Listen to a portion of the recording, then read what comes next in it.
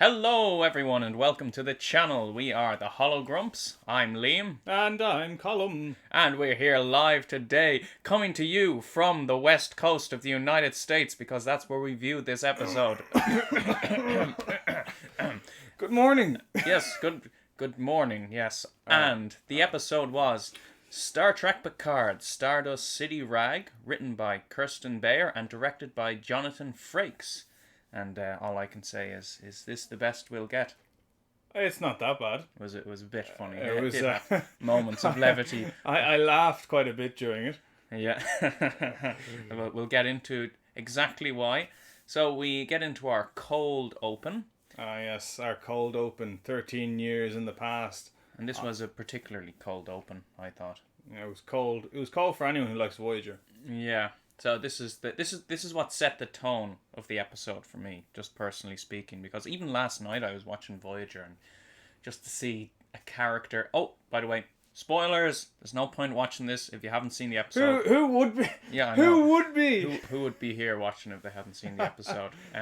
Yeah. Oh yeah. Also, guys, if you actually like what we're doing here, just be sure to like and subscribe as well, because we care and we care about what you think. So be sure to comment as well. Yeah.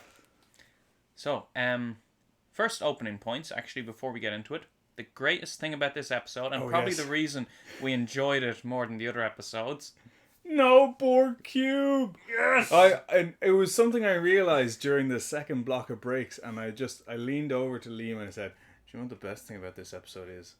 No Borg cube at all." And I thought he jinxed it. I thought all of a sudden we were going to open up with Soji and Narek in bed. You know, like we need to speed things up. Doji. Soji, and you know. But thankfully, it's all contained in the HMS Grande.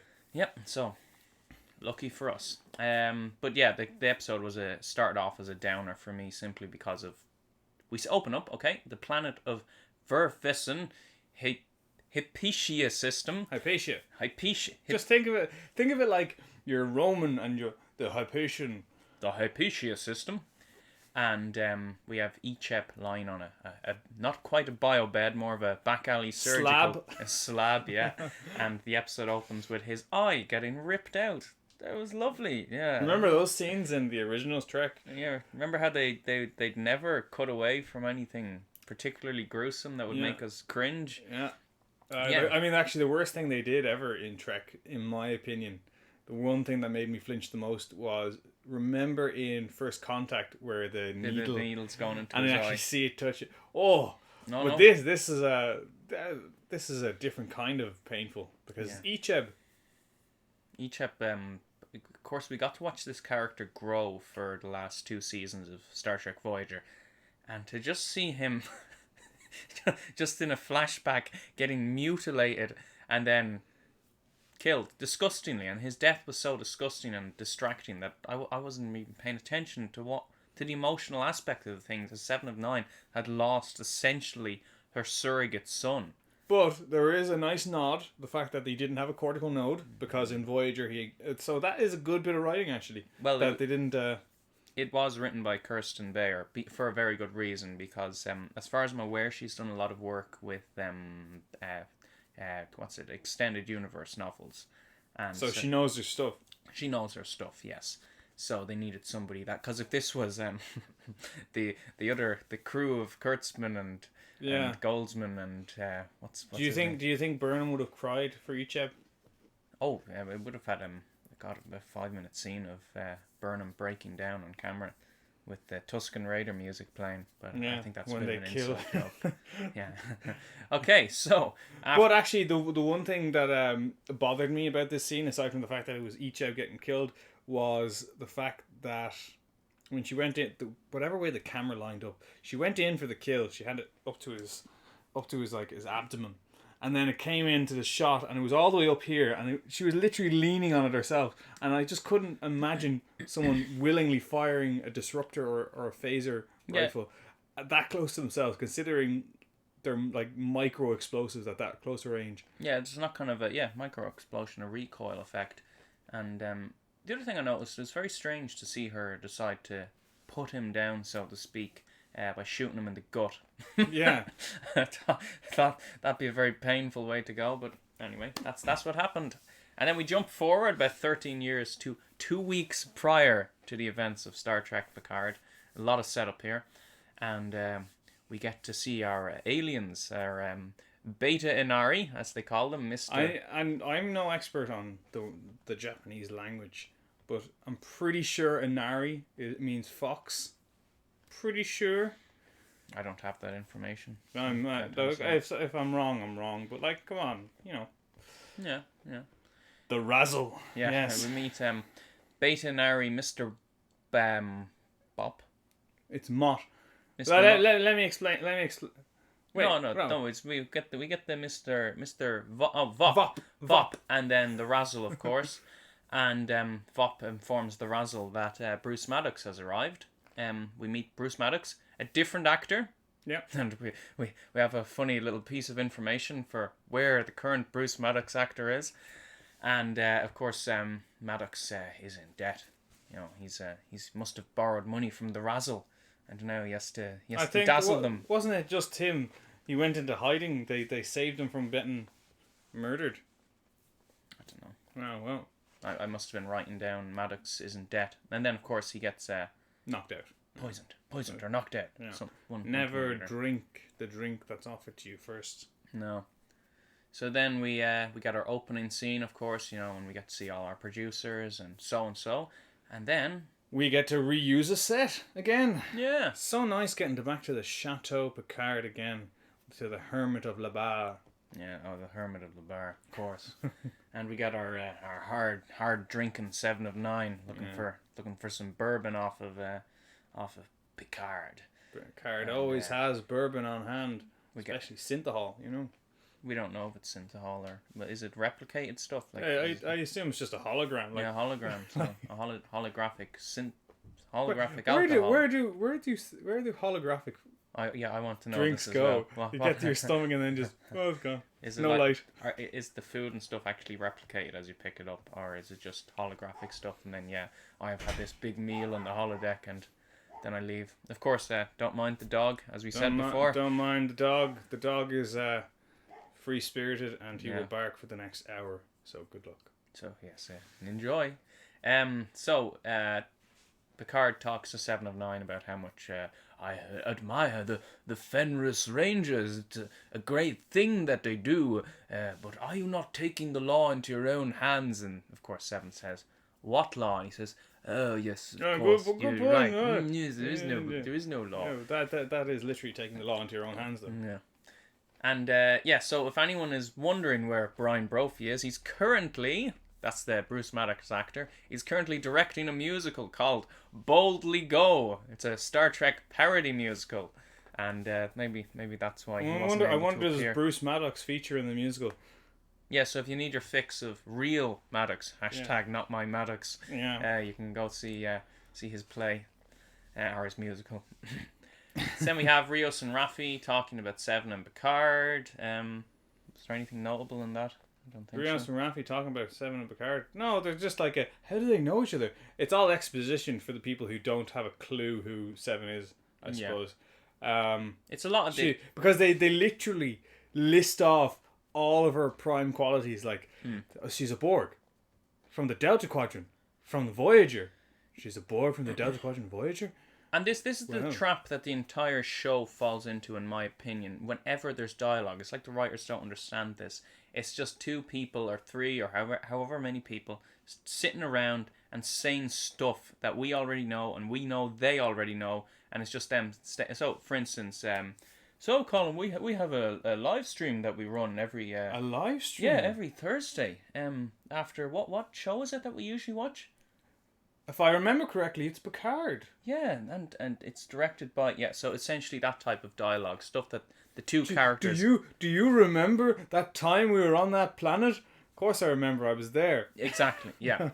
So the dialogue is just to move the plot. It's not so the characters the dialogue is entirely for the audience. Yeah. The actors, despite the fact that like the characters obviously already know this information, they're all just going around reminding each other of their past experiences. Remember, I was in the Delta Quadrant. Remember, she's from the Delta Quadrant. Oh, Delta Quadrant.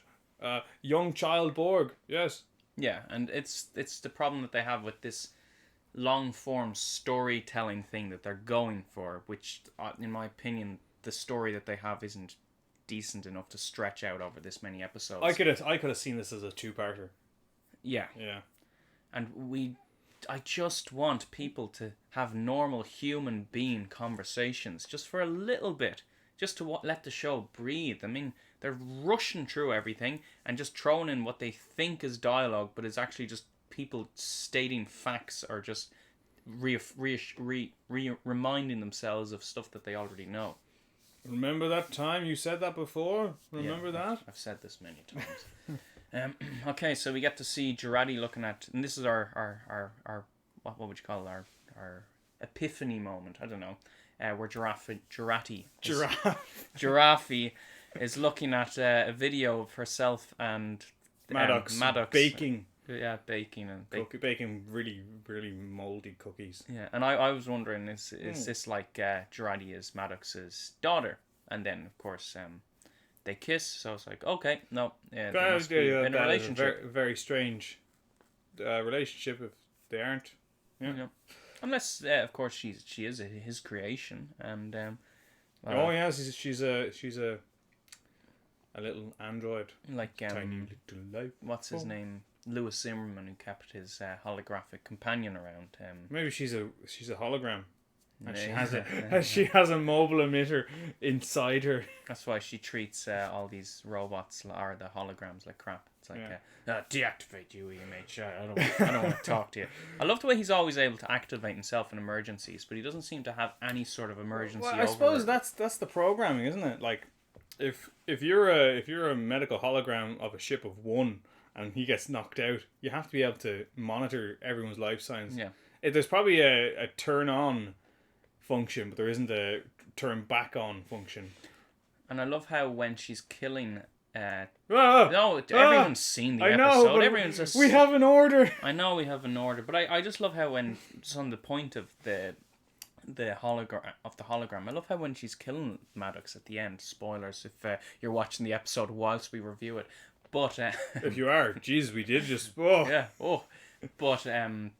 I love how he doesn't even warn anyone. He's just like, he knows that he's going to be deactivated because she's already deactivated him earlier, and of course she's going to deactivate him while she's in the middle of killing someone, so he doesn't even bother trying to warn the rest of the crew. It's just like she put a metaphorical pillow over Bruce Maddox's face. Yeah, essentially. But getting back to the so they arrive at Free Cloud, your online storage unit or your online storage facility. If you actually Google Drive, you get Google Free Cloud Storage. So I don't know. I guess there's going to be a bit of a copyright claim there. Hopefully, yeah. Okay, so we get They end up basically arriving at Free Cloud, but they get loads of adverts. You know those pesky adverts that come in during and now we're going to cut away for our adverts. But they're covered in adverts, and poor Elrond doesn't get his own advert. They're probably aimed at what people want, and Elrond doesn't know what he wants because he's never... Jurati wants boxing. Maybe that, yeah. But Raffi gets a hologram of... What is it called? Viper snake oil or... Hey, you want to buy some death sticks? Yeah, basically death sticks. She gets her death sticks, and she's like, oh no, can't have that. Get rid of that. Unfortunately, though, they have to make a plan to get down there, and it involves. We have our heist scene. Yeah, where they all plan their heist. Yeah. Oh, hello, Phantom of Many Topics on Amazon Prime, an hour late. No. I'm not sure if it's on Amazon Prime just yet. Is it not a day? Is it, or was that only the first episode? Unless make sure you're watching the review for the correct episode, because as far as I'm aware, it's not out yet on Amazon Prime. So. But what do we know? What do we know? Yeah, we're just these folk who watched it in the States. Oh, okay. Well, it's about to be spoiled, so... we're ruining it. Yeah. We're ruining it all. Spoilers. We're ruining it. Okay, so we get to our heist episode, and the plan, of course, that they come up with is to trade 7... hang on. The one thing that I saw as a reference, Mr. Mott. So anyone who doesn't know, there was an episode of The Next Generation. For the life of me, I can't remember the name of it, but Tim Russ was in it very briefly. That's Tuvok. Basically, everyone gets off the Enterprise, and there's a Picard. big Barian sweep, and Picard gets left on board because he goes back for his saddle. Yeah. And he gets captured by these people trying to steal some...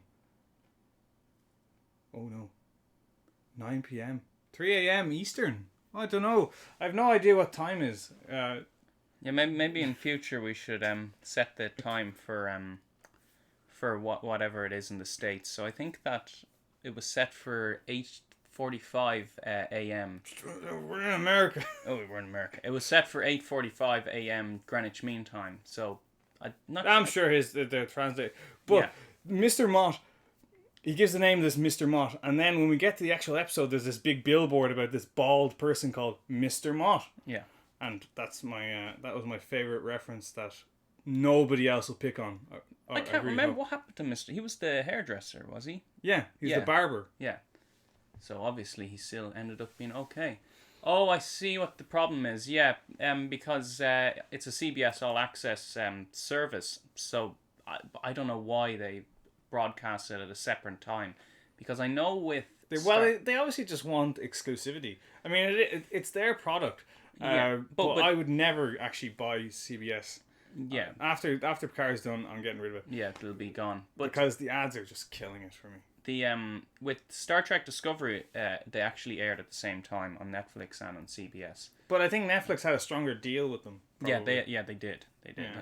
I know Amazon wasn't going to pay the same amount because of, we all know Star Trek Discovery isn't the big hit that they want it to be. Yeah. But we're triggered now, just a little bit. Oh, got a bit stressed there. Need to go for a walk. Oh. So so we got our Mott our reference from the Barian Sweep episode. Okay, so then during the heist scene, we get this cutting back and forward between what their plan is, as any heist scene does, you know. Yeah. So I'm gonna go into this place, and you're gonna yeah. Amazon Prime was on episode 1 to 4. I thought the first episode was late. I thought the first episode was Friday. Yeah, they're usually on a Friday. So yeah, we're on episode 5 at the moment. So yeah. Of course, Rios beams down to the planet, and he's doing his best pimp impersonation, walking around with his feathered cap. I'm really surprised he wasn't putting on an accent. Oh, like somebody else was. He just needed a cane as well. How do you smell lies, by the way? It's something to do with the pheromones. Do people accidentally fart when they lie? Yes. Oh no, I'm lying. So Mr. Blop, Mr. Top, Mr. Vop, reiterates that he can smell lies, which is exactly what Raffi has told us, and but it's okay, and this never comes back up again. We find out that this alien, the Beta Inari, can smell lies, but it's okay. Raffi has an injection to counter that. Yeah, it's benzos, basically uppers and downers and everything in between. Yeah, but then everyone else shows up, and we don't find out if they have an injection or not. They just, say, "Oh, where have we gone? No, Thursday, maybe the person in charge called in sick." Yeah, maybe they forgot to air the episode on Amazon. Yeah, they just neglected to notice that. Oh. Well, there are always alternatives. We cannot in any way advocate any alternatives. Yeah. No, I didn't say it. I didn't talk about what alternatives. I like Pirates of the Caribbean. It's a good movie. Yeah. Close. We are close. Maybe our accent will give away where we're from. Yeah, we're not in the UK. A little bit of a touchy subject. We're in the place beside the UK, the place that people like. Oh, I can't say that. I know. You're gonna have to cut that out in editing column. You can't say these things. Sorry. So during the dress-up scene, Picard. Raffi has Picard dressed up in this. As a pirate. He's a pirate. Maybe Picard came up with this outfit himself. I'm not sure. And it's our thumbnail actually. Picard wearing his. Yes, that is true. That is true. Picard is wearing his eye patch that we see in our thumbnail, And do you want to do his impersonation? Raffi asks him, "Are you ready for this, Picard?" I thought I looked appropriately sinister.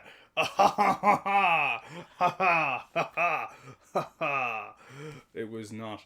It was like an old. It's the equivalent of an Irish person going, sure, it'd be great, wouldn't it, if you went out and did a bit of a clean of the old floor there, wouldn't it? That'd be great. Like it was some sort of horrible mix between Werner Herzog and John Malkovich. It was haunting. Yeah, so you have that to look forward to when you see the episode. Picard doing his best Werner Herzog or John Malkovich impersonation. It's probably one of the sad highlights of the episode. That was. It was like watching your dad. It was like watching your dad try to be funny, and you're like, "Oh no, please!" And it went on for an uncomfortable amount of time that he just didn't drop it. But it remained. If you forget that you're watching Picard, it remains mildly funny. We use CBS All Access to watch it. We do have a CBS All Access account, so and it's all. So there's no. We've the standard edition, so we have to watch adverts. But during the adverts, we just give out to each other.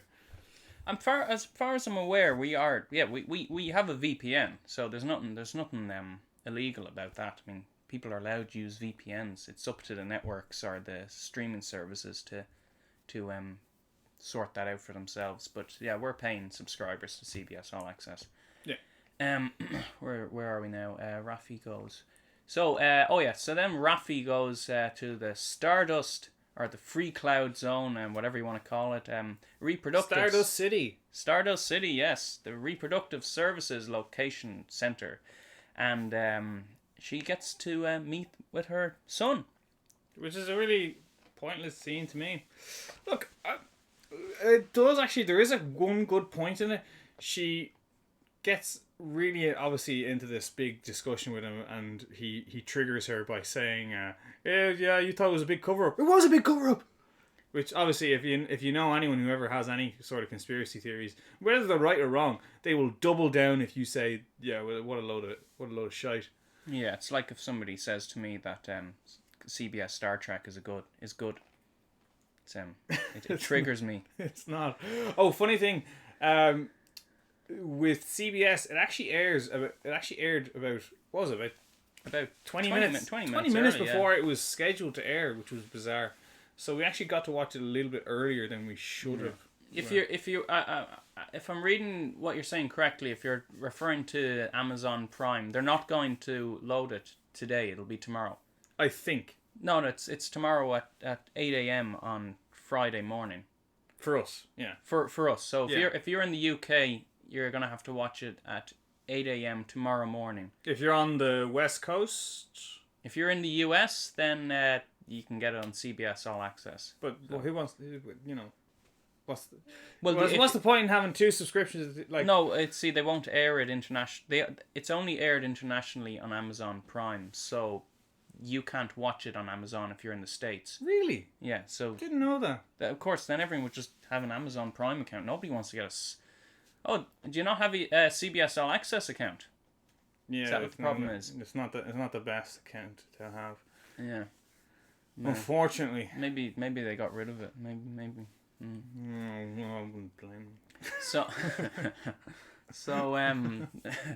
during that scene where Raffi meets up with her son was just the usual predictable nonsense. But it kind of harkens back to old Trek, because like there's this part where she realizes that her son's wife or partner is a Romulan, and obviously she'd had this whole prejudice. Yeah. Not a massive prejudice, but she'd had this prejudice against Romulans. So it is kind of a humbling scene as well, where she has to just kind of, Which they don't really play that out. They just goes, "Hi, nice to meet you." Oh, hello, nice to meet you. I don't actually have anything against Romulans. I have no dialogue. Okay, and this is where we cut back to CBS is offered on Amazon Prime in the USA. Okay. Well, like we're not actually looking out for how all the subscription services work at the moment, because obviously we're not actually in the US. Yeah. Yes. Unfortunately. We've been caught out of this one. Oh, well, better end the stream. Okay, so this is where we cut back to the heist scene where they're trying to trade off 7 of 9 with Bruce Maddox, and Picard's accent joke or gag has gone on just a little bit too long. What I didn't realize is that I didn't realize that he was going to actually do the accent. I thought he was just being hilariously arch as a sinister character. I didn't realize he was going to. Hello, Cole Koala. Cole Koala has joined us as well. Hello. So so then of course we get to see what's her name again? Jurati breaking down on board the HMS Grande. Having a panic attack because she has to beam people up. Yeah, but it's probably something more sinister because, as we learn later on in the episode, because I already spoiled that. Yeah. But we'll leave the suspense until the end.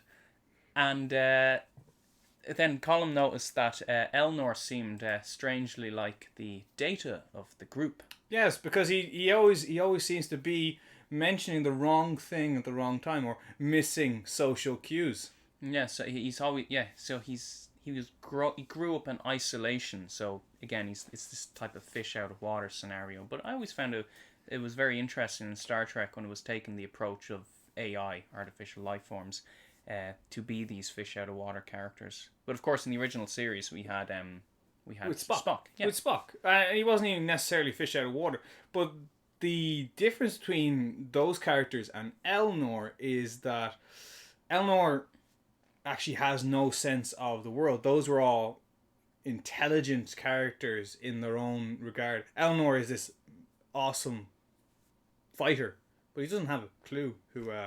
His entire upbringing was how to fight for people that have a lost cause, and of course the Three Musketeers. Oh yes. Or no, wait, was it the Three? Yeah, it was the Three Musketeers. Three Musketeers by Alexander Dumas. I was thinking the Count of Monte Cristo there, but no, it's Three Musketeers. That's just because I was reading it. Oh, that's why it is. Yes, and so then 7 of 9 gets to meet the Razzle. The Razzle. They have this a charged moment. Charged would be a way where of they it. exposit everything they know about each other again. Remember me? We were close once. Yeah, very close. I was there. I was the one who got away, as 7 says, and all we're thinking is, where's Chakotay? Poor Chakotay. Yeah, with no mention of Chakotay whatsoever. I mean, I guess the Maquis were all arrested. I love that idea that Chakotay and Voyager, they all arrive home, and the second they arrive home, arrest that man and B'Elanna Torres.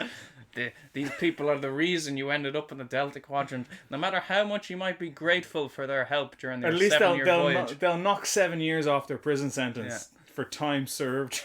Oh, God. So we get our... Terrible dialogue with the Razzle, and it was far too drawn out. The problem I had with 7 of 9's big speech with the Razzle, or what the Razzle. Yeah. It was extremely drawn out. As in, any Joe blogs or any Joe soap or whatever you call them could have figured out what was going on between them from nearly the beginning of the episode. You didn't feel smart. Yeah. You didn't feel like, I've stumbled upon something here. You were just like, yes, they're in a relationship, or they were in a relationship. She betrayed her. Oh, yeah, okay, what? Yeah, I mean, we already knew all this, and she gets her big impassioned moment, and whatever. Yeah. Alison Pill is hot, but their makeup artists don't even make her up. Well, that's kind of the look they're going for. They're going for the scientist look. Well, no, what I mean, just in general in the shows, they don't want to repeat their they're not 7 of 9 characters. Deanna Troy's and 7 of 9 characters. Yeah. Yeah, but so they want us to watch these shows with their male and female cast and members to be like, alike. oh, I relate to that person. I relate to because I'm not attractive. Yeah, I just woke up on the wrong side of the bed this morning. I can see myself in that character. That's what I want to see. Yeah. Same Joe schmuck that looks at me in the mirror every single day. Same unfortunate face. Yeah.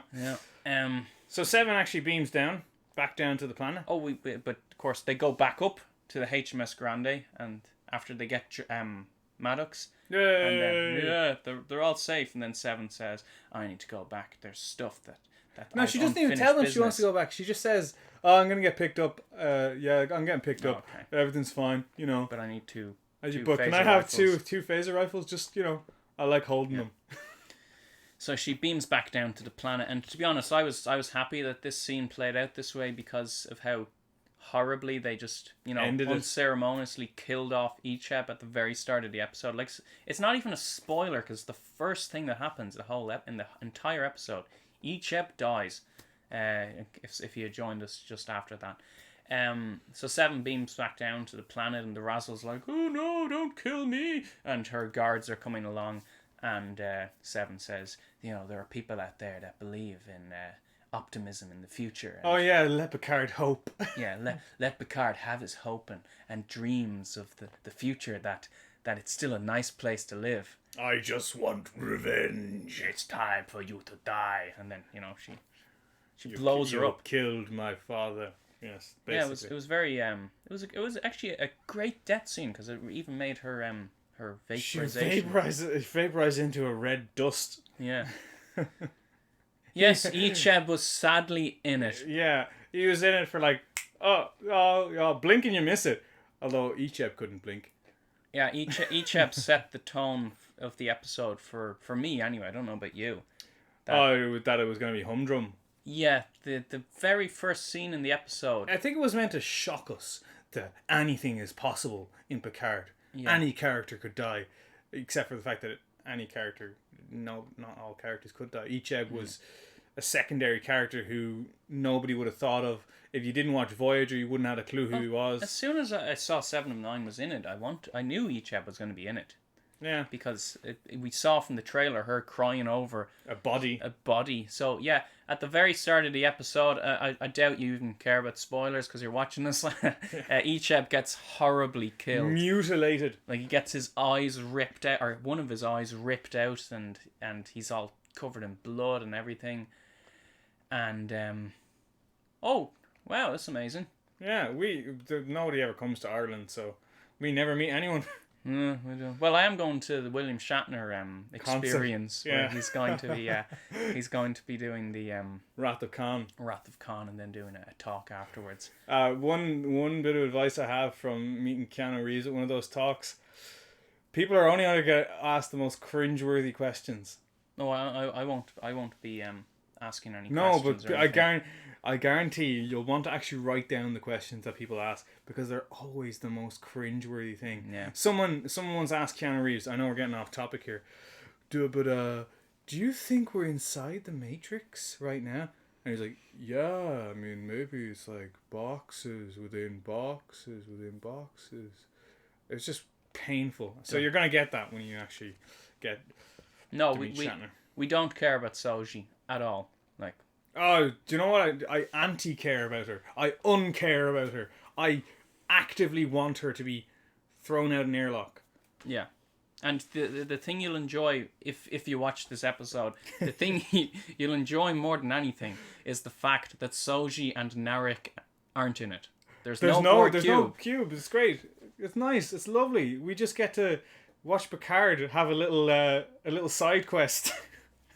It was like, it was like that in any game you play, that stupid side quest you're doing for absolutely no reason. If you're playing like an RPG and you have this random side quest where you're like, oh, we have to rob a bank because it's the right thing to do. Yeah, and despite all the meanderings and all the nonsense of this episode, it's actually pointless. Oh yeah, absolutely. Completely pointless because... What did they achieve? At the end of the episode, we're getting to the end. Actually, we'll stick to our normal flow. So, after talking Maddox, about Icheb, Maddox gets brought on board. Justice for Icheb, sorry. Okay, so so Maddox is brought on board. And Maddox is finally brought on board. He gets to talk to Picard, and he gives him the information Picard always wanted. Soji's like over there on the cube, the artifact. Yeah, pretty much. The artifact, that Romulan Borg cube. Despite the fact I was amazed that there's even space messages in episode 3. That I'm still up to date with the Romulans and their artifact cube. It's probably big news. They're probably discovering lots of things in it.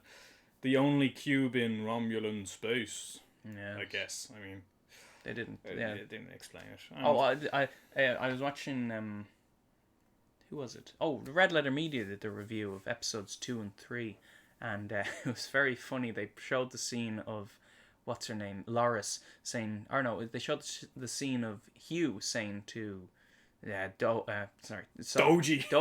Doji saying to Soji that they're the only Romulans that have ever been assimilated. And then it cuts to an episode of Voyager with Chakotay talking to a reclaimed drone, and he says, I was once a Romulan. But it was in the Delta Quadrant, so it's fine. Yeah, It doesn't forget- like, But if they're playing this whole thing that Romulans can't be assimilated, if they want to go the route of that the Romulans may have created the Borg, so they might have some kill switch that they can't be assimilated correctly. We don't know, but it doesn't yes, apply Phantom. then. So we said this earlier on. You obviously weren't here at the moment. Bruce Maddox, he's working on a musical. Yeah. Ryan Brophy, he's working on a musical. Boldly Go, a Star Trek parody musical. It's And also he's teaching in California. He's teaching acting, as far as I know. he's He's the head of the arts department. Yeah. Something like that in California Tech. I can't quite recall. yeah. But he is around, but maybe his chops just weren't up for it. Maybe he didn't want to do it because He I'd didn't wanna say get killed. if you've seen this episode, because they just unceremoniously end Bruce Maddox. It's just, here's Bruce Maddox, okay, and he's dead. What I am glad is, remember there was all these rumors circulating that he was going to be, he was going to be A big villain. a dictator, basically. Yeah. I'm glad that didn't happen. That was a relief. I wouldn't have wanted Bruce Maddox to be an arch criminal, complete 180 on his character. Yeah, But- I think it saves him even more if he's dead. Yeah, I think it's a decent prediction that Jurati's an android because But you think the hologram would have noticed it?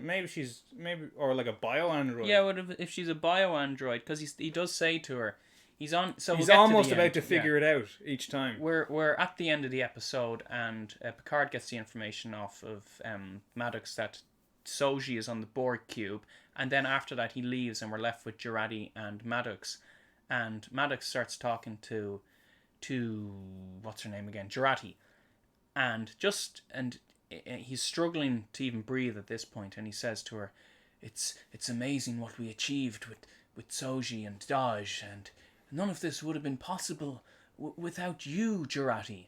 And with that, Aggie. oh, he calls her Aggie, and with that, Aggie kills Maddox. Just flips and kills him. If only then- I hadn't been told what I was told. Yeah, that's what she says. She says, "If only I hadn't been told what I was told." Obviously, it's something to do with the destroyer thing. Yeah. So it's possible then that Jurati is an android. Maybe she was created by Maddox. Maybe that's what he was implying. Maybe. Or maybe she's just. Well, he did go on to this big thing about they're perfectly imperfect, and if anyone on board the HMS Grande is imperfect, it's Jurati having all these panic attacks. Maybe she was too imperfect.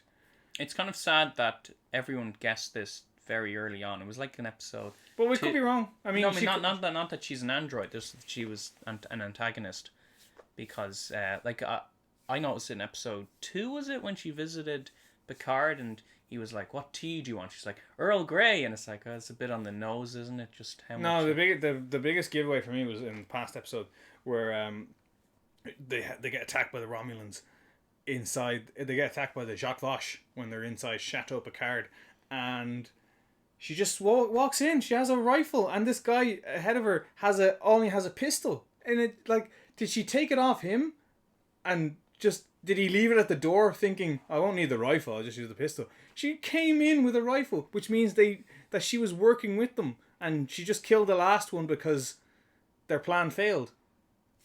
That's my thought. The sister Romulan villain was on. Flash. Yeah, what's it? I'm even triggered to hear about Rizzo, because them two characters always trigger me. But Flash forward. I was actually a bit sad when that was cancelled, because I actually really got invested in the first season. I know it was a bit naffed, but that was it. Like, we had Dominic Monaghan and Commodore Norrington were brought together on scene, and they were like the two polar opposites in the show. And No, I haven't a clue. it was basically the concept was that at this moment in time, everything stopped still, and everyone had this collective flash forward 6 months ahead of time, and Everyone time skipped. anyone that didn't have a vision, they rationalized that they must have been dead 6 months later.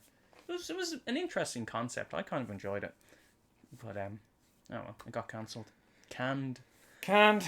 And yeah, so that brings us to the end of the episode. Maddox is dead, and the only He dies horribly as well. yeah The only the only threads that we have left in the show now are the only villains, I suppose. We have Jurati, Narik. I can't actually say his name without putting on a silly voice. Yeah. Narik. Hello. Narik. Hello. We have Rizzo. Every time I hear Rizzo, I just Commodore O. Commodore Norrington. Who else? I have a feeling O won't feature again. I don't know why. I just have this feeling O is just gone. You know, doesn't matter. It is doomed. But like any good human being, we're there just to watch it. We like watching doom. I don't enjoy it. Actually, to be honest, I enjoyed this episode, but more so as a not Star Trek episode. It hasn't been Star Trek for so long. And I said this to Liam earlier on. I thought maybe I'm just getting old and really jaded. And then I remembered that The Mandalorian was good. And it's not... Yeah, The Mandalorian was good. It's not me being difficult with new content. The new content is actually bad. And when new content is good, everyone likes it. The Mandalorian. When new content is bad, everyone hates it. Yeah. Rise of Skywalker. Well, when the only driving force behind the show is, as we did a video on this about the political driving force of the show, that it's all about essentially promoting whatever political agenda the characters or the actors have. And the problem when you base a show around that is they seem to, in every case, just forget about the actual entertainment aspect of it. I mean, I've been reading reviews about this show, and all that everyone talks about is, oh, it's so current, it's so topical, it's really addressing. And one thing that nobody ever says is, yes, but is it fun? Is it? Do you like it? Do you actually like it, or is it just? It's like old Star Trek isn't relevant anymore. We need shows like Picard to tackle current issues like whatever they're tackling in this. What is it? Immigration? I guess so. Immigration and racism. Yeah. But these are things that have always been there and always will be there in sci-fi. Sci-fi is heavily grounded in, politics. It's very political. Well, Gene Roddenberry, of course, was. He was very active. Yeah, he was very had a vision of what he wanted the future to be. Yeah. And yeah. First person in the world to predict Rey as Palpatine's granddaughter. God, I remember they used to make. Remember the prediction videos? It was like her because she holds it like this, and I love the idea of that, but I was kind of disheartened by it as well because I was like, just let that go. But I don't want to get on a big tangent. We have a whole video on it. Our first video is a terrible video, but check it out. Check it out. Yeah. I don't know if we addressed that issue, but I remember we did have discussions. About it was a very difficult time for me. But yeah, so so moving forward, we don't really have anything. We know where he's going. Unfortunately, I mean, yeah, we're going to the cube, and that just means that the whole episode is going to be on the cube. I swear to God, if they have a cold open that is 13 years in the past again. This is getting a bit ridiculous at this point. It's like they just want every single episode to be in the past at the start. Now, to be honest, I mean, Jonathan Frakes directed this episode.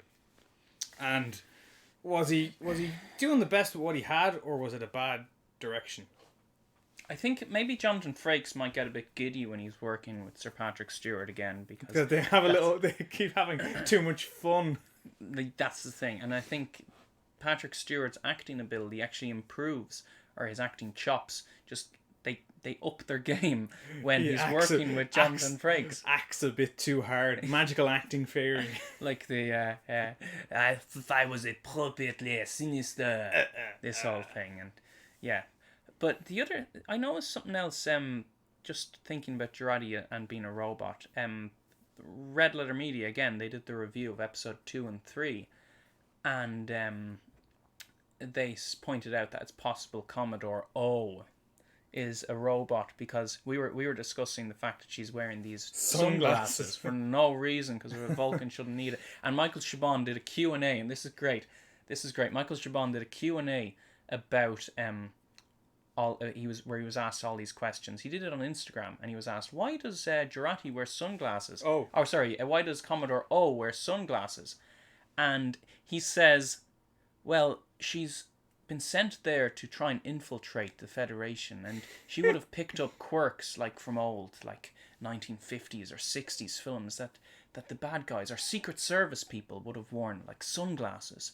So she's just trying to play the role of A bad guy? a bad guy, yeah, or a secret agent. She's trying to play the. Do you think that was the point where Jurati was told all this stuff? Yeah, that's what we assume. The turning point. But the reason they said that, she might be a robot is because she knows Jurati is supposed to be the world's leading expert on cybernetics. Who's better to be an expert than a robot? Yeah, and in the episode before, in episode 2, we get to see the robots destroy the Utopia Planitia shipyards, and it keeps zooming in on their eyes. And then you can imagine if they zoomed in on... If Agnes saw Commodore O's eyes, she might be like, as Mike said... I made those eyes. I see a little servo moving around in there. So it was just a funny thing that they brought up, which is possible. Oh, Patrick's voice makes him sound old. Yes, it does. I was born 87 years It sounds ago. like he's struggling to deliver every line. That it's a lot of effort. Yeah. And it's funny how I think at this stage William Shatner appears younger than Patrick Stewart. William Shatner has this amazing ability to just appear young. I don't know what his diet is, but he must drink a lot of water because his skin always looks excellent. He doesn't get turkey neck. He doesn't have any issues with his skin. He just looks lovely. I have less interest in O than so. O is dreadful. That was just something that I noticed. O is just unfortunately dreadful. Like, it's just painful. I don't care about any of the characters. The only character I care about is Picard. Maybe Rios. I like Rios. Yeah. The problem with them and Elrond. I like Elrond. The problem these people seem to be obsessed with in CBS is with the Vulcans. They seem to think that they make these really interesting driving forces in the shows. But the thing about Vulcans is, unless you're going to have great insight and character development with them, they make very boring protagonists because they're very two-dimensional or one-dimensional. They're as dry as cardboard. They're as dry as cardboard, and they thrive playing off of other characters. Like Tuvok in Voyager was hilarious at so many times, just the way he'd matter of fact, and it was brilliant. He was you'd think it would have been the Doctor in Voyager, but there was actually quite a few fish out of water characters, and he was the archetypical fish out of water character because he was the Vulcan.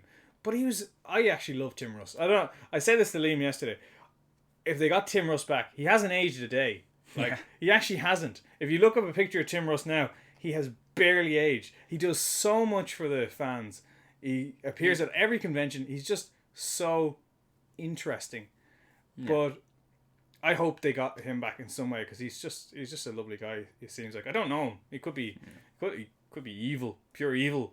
Yeah, the Enterprise Vulcans were villains. So yeah, we even like in the first episode they had the this Vulcans superiority, looking down on them. But it worked in that context. But because of course the Vulcans were going to be suspicious of the humans now wanting their piece of their share of piece of the pie. Yeah, going out into space, and the Vulcans took a huge risk by making first contact with the humans, and as a result, they'd be partially responsible for. Entirely responsible, because if they hadn't noticed that warp signature, it would have just been Zephyr Cochrane just floating around in space on his own.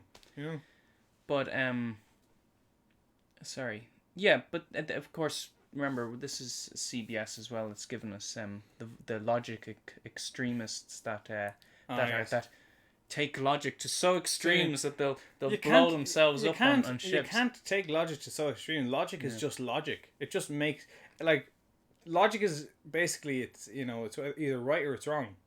There's no grey area with logic. I mean, you can have flawed logic, I suppose, where if you hold something, if I held it to be true that the sky was always green, and I try to convince you because I know that logically the sky is green, then yeah, I suppose. But